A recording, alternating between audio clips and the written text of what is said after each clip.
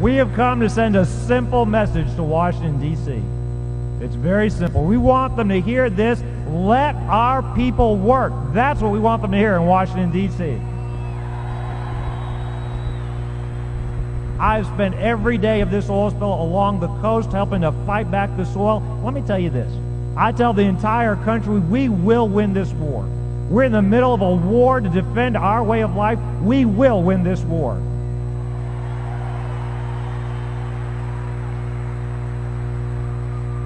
The people of Louisiana have overcome Katrina, Rita, Gustav, Ike. We'll overcome this oil spill.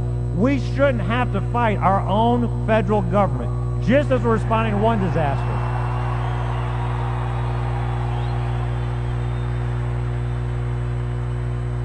Just as we're responding to one disaster, now we're going to fight a second disaster caused by Washington, D.C. Now let's remember what happened. Let's remember what happened. When they declared this moratorium, the Washington, D.C., the Secretary, the Department of Interior, they picked their own experts. We didn't pick the experts. The oil industry didn't pick the experts. They picked their own experts. Those experts said they didn't recommend a 6-month moratorium. Listen to what those experts said. Those experts said you can do drilling more safely. The fact the federal government can't do its job shouldn't cost thousands of Louisianians our jobs.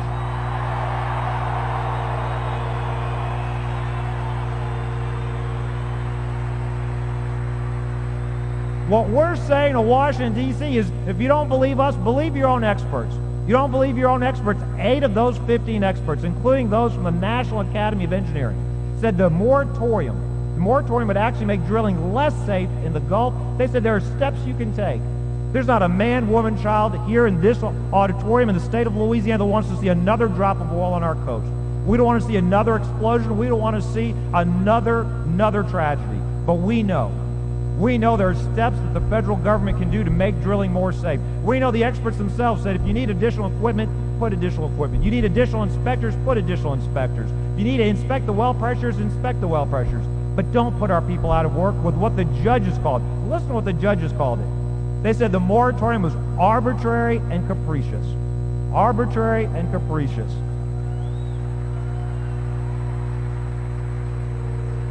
We didn't just win once, we won twice in federal court. They went to an appellate court, we won again, they had a chance. Department of Interior, Washington, D.C. could have said, okay, we've lost not once, we've lost twice in federal court. Let's work with the state, let's work with local leaders to make sure drilling is done safely. Instead, they replaced one arbitrary and capricious one-size-fits-all moratorium. They doubled down. They gave us a second arbitrary and capricious one-size-fits-all moratorium that does nothing to make the Gulf safer.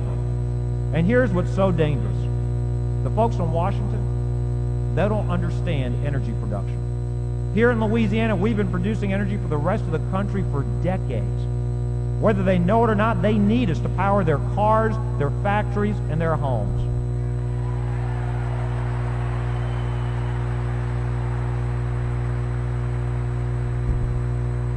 This moratorium does nothing to reduce our energy needs in this country. All this moratorium does is send more American dollars, more American jobs overseas, sometimes to countries that aren't even friendly to us. Somebody's got to explain to me.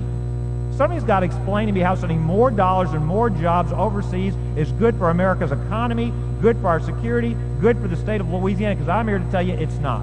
This moratorium's bad for our security, bad for our economy.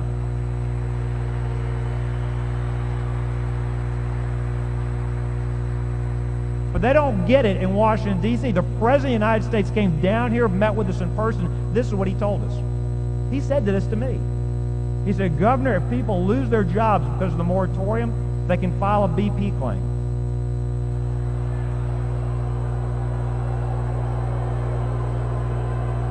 I said, Mr. President, with all due respect, what if BP doesn't pay? He said, don't worry, Governor, they can file an unemployment claim. I said, with all due respect, Mr. President, our people don't want a BP check or an unemployment check. We want to go back to work.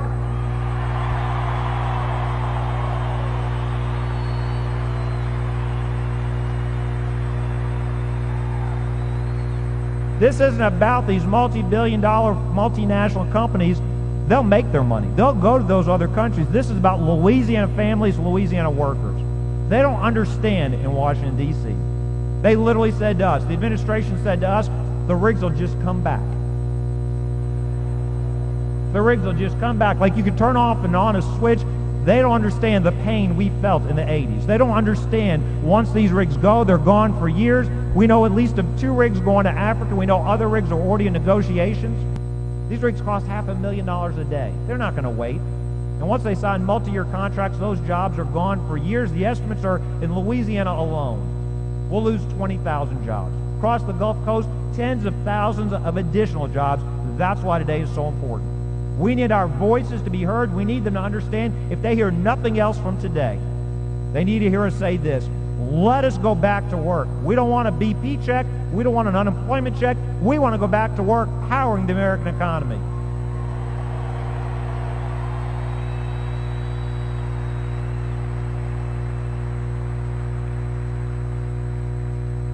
I want to share with you some stories.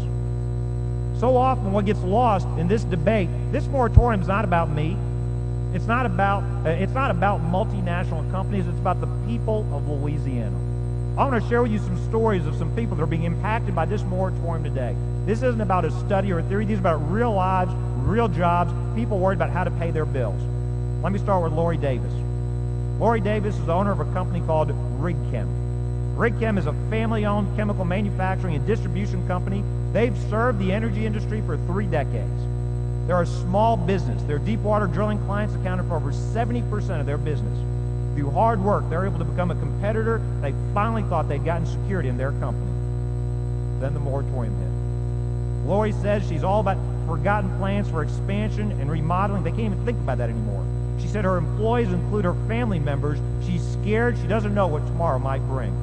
Initially, the company went through what they called hurricane mode, thinking they'd be able to bounce back quickly like they'd done before during storms. But soon they realized that was the wrong mentality. She said, I'm going to quote, when you know that you're going to have to face, you know what you're having to face, you can fight those battles. When you know what you're having to face, you can fight those battles. But now we're fighting the battle against the government, against people that are supposed to help and protect us in difficult times. She said they don't have any debt. They've never been dependent on anybody else to support themselves. But due to the moratorium and the company's uncertainty, she has had to go to the bank to establish a line of credit to hopefully ensure the future of her company. Lori says she will never forget the day she watched boatloads of equipment coming in from offshore recently after they had likely demobilized a rig. She said, and I quote, it's a helpless feeling watching all that come back in when you know there is nothing you have done to cause this, nothing you can do to change it, but keep talking about it and hope that people understand. Lori is here today. Lori, please stand up, and we're going to put her picture up. There she is. Give Lori a round of applause.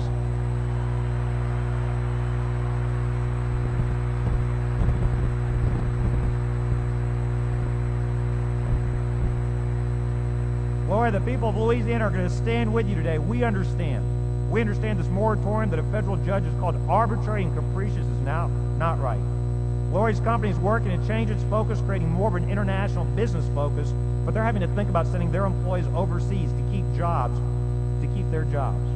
I want you to think about that. Small family-run businesses having to think about during a national recession sending jobs overseas because of this moratorium. We need to tell Washington, D.C., don't send our jobs overseas because of your moratorium. Keep these jobs in Louisiana. Keep these jobs in the Gulf Coast.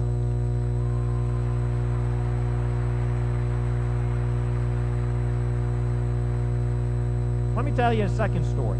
Corey Keefe is the president of Offshore Towing. Offshore Towing, Inc. is a consortium of 4 companies on the Rose. They move drilling rigs in shallow water. Even though they operated in shallow water, they're being affected by the de facto moratorium going on in shallow water, whereby the federal government has reduced permits almost to a halt. Corey told us about mass confusion with the federal regulators. He said he can't plan. There's too much uncertainty in the permitting process. He's already laid off 1 employee, fears for the future. He says right now it's a short-term problem, but if they don't resolve these issues quickly, it's going to be a long-term problem. That means having to tie up equipment and sending people home. He says they're looking at that possibility every day. Corey is also here with us today. Corey, please stand. Corey's right here. You're going to see him on the Jumbotron. Give Corey a round of applause.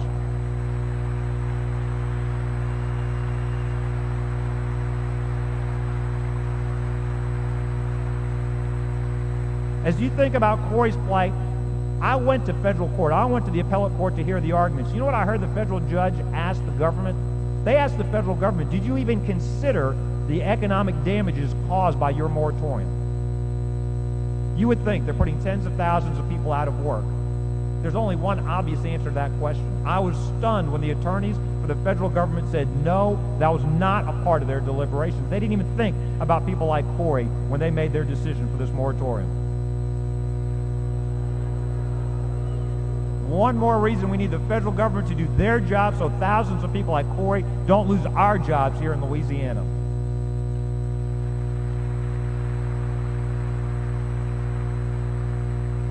One third and final example, Dwayne Rebstock is the CEO of Allport Services. They opened their doors as a logistics brokerage company in Fort Fourchon in October of 2007. March 1st of this year, they debuted their new multi-service dock facility, 600 feet of waterfront property, 11 acres of area overall. Soon after their expansion, they signed a major client showing the need for their facility. The moratorium was issued just weeks later. Their major client backed out on the exact date the moratorium was enacted. Now they're working spot jobs because, as Dwayne says it, no major company is going to make a move. We're waiting to see what the president's going to do. To make ends meet, Allport has converted part of their yard into housing for BP workers to stay afloat, but they're still losing money. As a result of the moratorium, Dwayne has laid off some of his management staff and labor force. He won't be able to stop layoffs till the moratorium is lifted. They've also enacted a 10% pay cut across the board for all of their employees. Dwayne fears ultimately he'll have to close his doors as a direct impact of the moratorium. He has talked to his major client. The client says if the moratorium would end, they would come back to Allport. Operations could start up immediately. Dwayne is here today. Please give Dwayne a round of applause for his efforts and his sacrifices.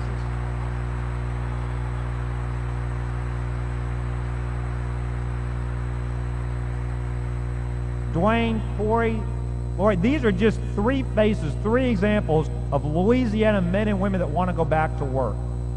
I'm here to tell you this. It is my privilege, it is my honor to get up every day and serve you as governor of the greatest state and the greatest country in the history of the world.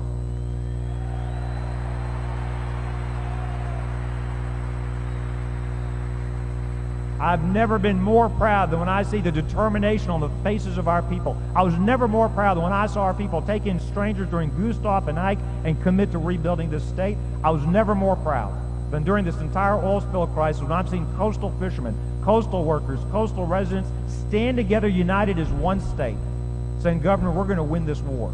We're going to get back out on that water. We're going to go fishing again. We're going to make energy for the rest of this country. We're going to feed and fuel this country. People don't understand why we're so passionate. We had to fight the red tape and bureaucracy to go out there and get those jackup barges out. We had to fight the red tape and bureaucracy to go and fight the oil 15, 20 miles off our coast. We had to educate the people in Washington, D.C. This is our way of life. This isn't some theory. This isn't something you read about in a paper. This is our way of life. We've been doing this for generations. Our parents and our grandparents have taught us how to make a living off these waters. And it is important for us to be able to teach our own children, our own grandchildren, how to continue to do that. But it's not just important for us. It is important for America that Louisiana continues to produce oil and gas and seafood and continues to harvest the rich bounty out of these Gulf waters. It is important for America that we get back to work.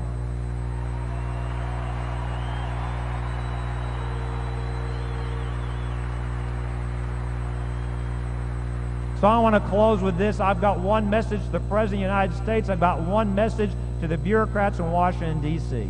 It's very simple. We don't want a BP check. We don't want an unemployment check. Let us go back to work. Join me in saying that message to D.C. Let me hear you say it. Let us go back to work. Let us go back to work. Let us go back to work. Let us go back to work. We don't want an unemployment check. Let us go back to work. God bless you. God bless Louisiana. God bless these United States of America. Let us go back to work. Thank you all very much.